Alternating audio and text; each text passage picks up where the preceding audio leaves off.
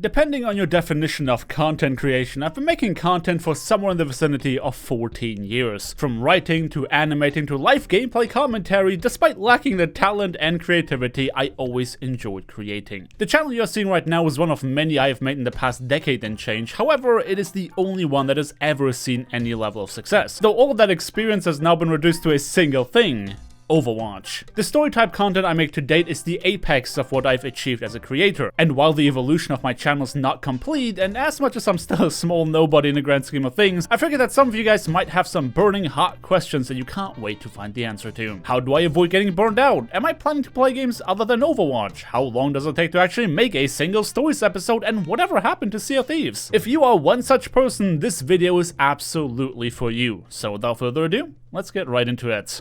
Do you miss doing your old type of content? As much as I get the urge to just rant for 15 minutes and call that the weekly upload, no, not really. The story type content came as a result of me being completely fed up with my attempts of scraping the bottom of the barrel for news and hot takes that I could discuss. I mean, they are way easier to make and take nowhere near as long to finish, but as a creator, I want to make something I can be proud of, and that just definitely was not it. Do you think Overwatch 2 was announced too early? Yes and no. On the one side, the way they were making games was completely antiquated, which is proven by the fact that they have to put Overwatch 1 on life support in order to make the sequel. So I understand that they kinda had to come out and explain why the support for this game has been so indie-make, but at the same time, I absolutely hate when developers announce games too early. I'd much rather just did the Apex Legends way, where they just dropped it out of nowhere. Because we know you saved some videos for a long time, do you plan on editing old footage and releasing it again? That's in reference to a recent video of mine titled "This Widowmaker Hates Me," where I made an episode out of footage that was very outdated.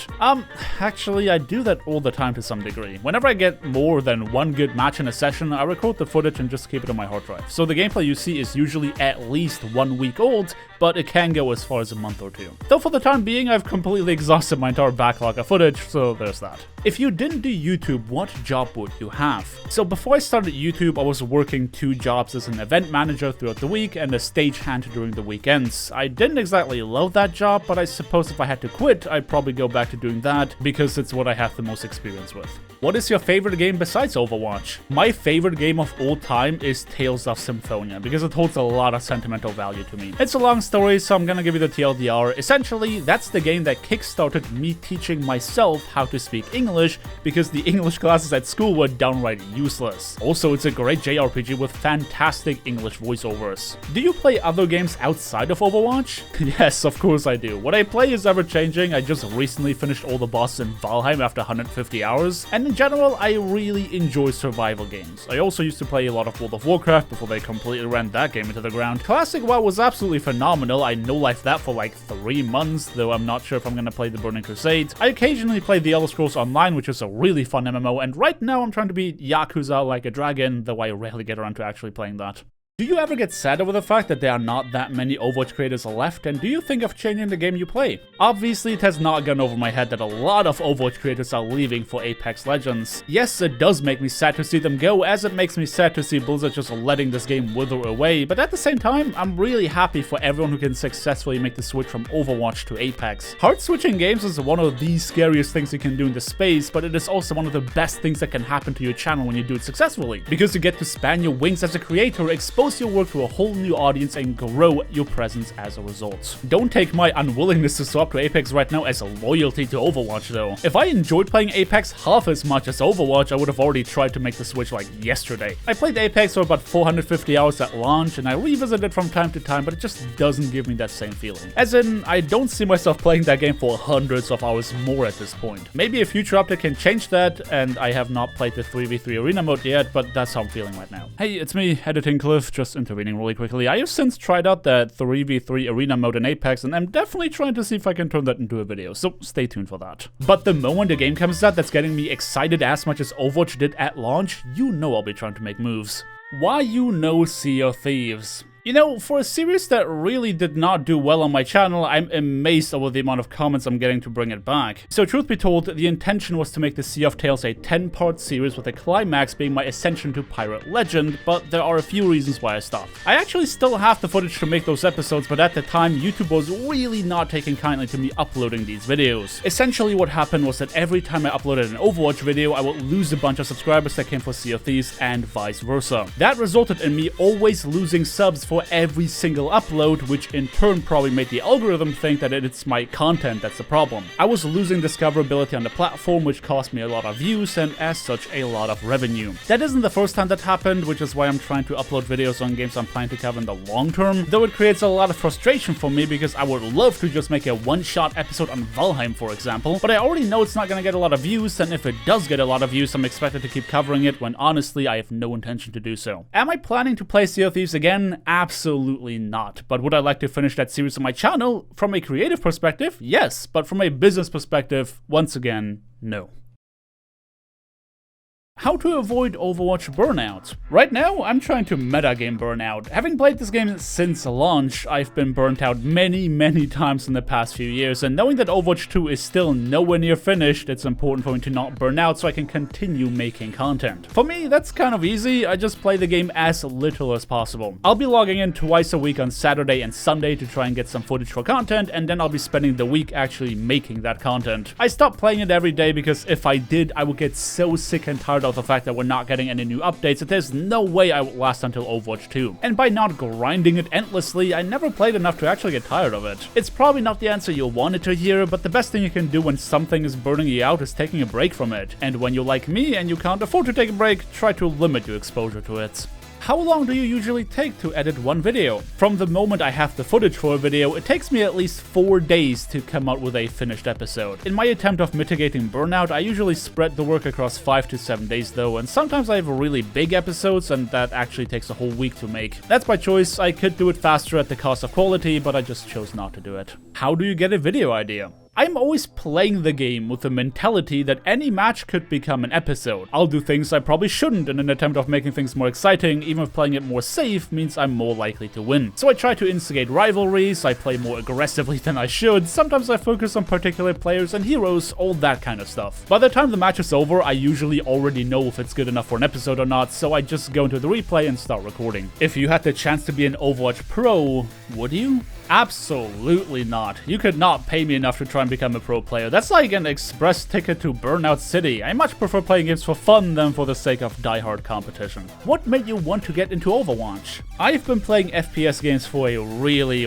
long time, and Blizzard kind of became an exception to the rule. I really enjoyed World of Warcraft and casually dabbled in their other IPs, but by and large, I would have definitely called myself a Blizzard fanboy back in the day. So when my favorite developer came out with a brand new hero-based FPS, I was immediately on board. What created the perfect storm was that I began developing a bit of an obsession with the idea of heroes. I was in a really dark place in my life at the time, so I started looking up to heroes in fiction as a means of distracting myself. I've become quite the Marvel fan over the years, and that's also the reason I enjoy shows like My Hero Academia and One Punch Man, so you can imagine that the idea of playing heroes my favorite genre coming from my favorite publisher was a very enticing deal. That fascination with the ideals of heroism still lingers with me to this day, which is part of the reason that I love this game so much.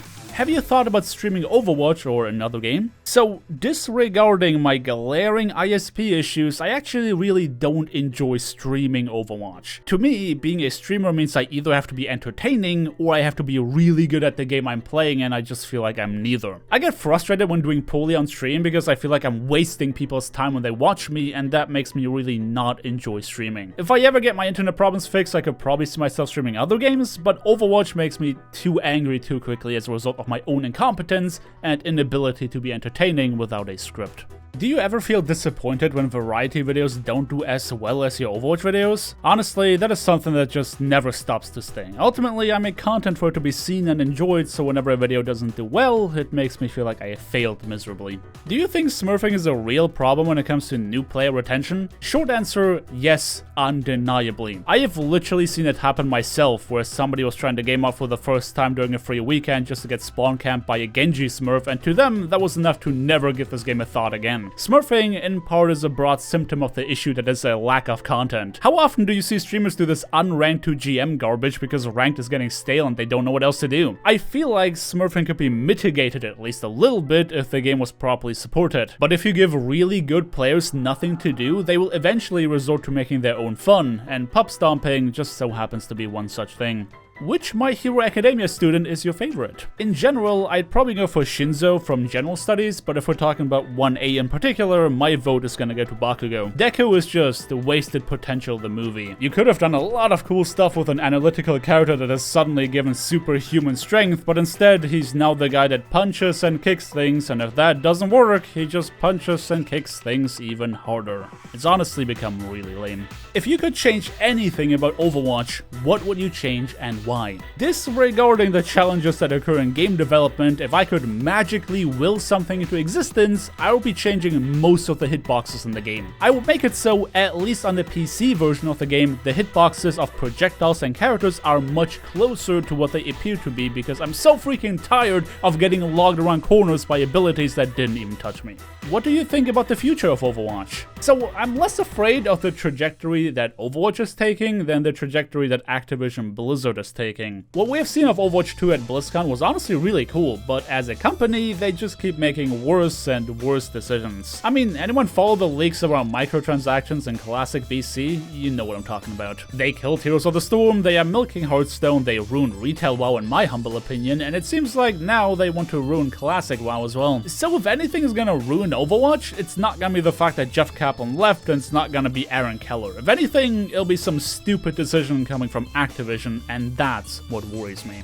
If you could delete one hero, which one would it be? Now here's a hot take for you. I'm sure you're thinking I'll say Doomfist, but actually I think I would enjoy Overwatch more if Mercy was not in the game. As a support player, I find Mercy to be the most boring character in the roster, and every time somebody asks me to play her, usually DPS players, I get war flashbacks to when I had to play her during the Moth meta. I can't effectively play most of the supports I enjoy if I have a Mercy on my team. I hate playing her myself, and my god is it annoying how she turns characters that are already a pain in the butt into a nightmare just by holding M1 and M2. As a projectile player, she's nearly impossible to hit, getting your kills rest is incredibly infuriating, and the fact that Blizzard refuses to patch a super jump when every other tech has been deleted from the game is an absolute joke. I have a lot to say about Mercy's design and why I wish that she was not in the game, but I guess we all do about characters we don't like, so I'll just leave it at that. Are there any videos you regret not making or regret having made? There are a bunch of episodes I made that I'm not super happy about because I made them on a crunch. As a creator, I wish I could make it so every new video is better than the last, but that is simply not sustainable. In an attempt of chasing my upload schedule, I have to make compromises, and sometimes that means uploading a video that I'm not super happy with. So whenever you think to yourself, dang, that video was not as good as I hoped, chances are that I agree with you. But other than that, I can't really think of any particular episode that I wish I hadn't uploaded, though I do wish I had more freedom to make one-off episodes about other games without having to worry about the YouTube algorithm. Where do you see yourself in 10 years? And also, merch?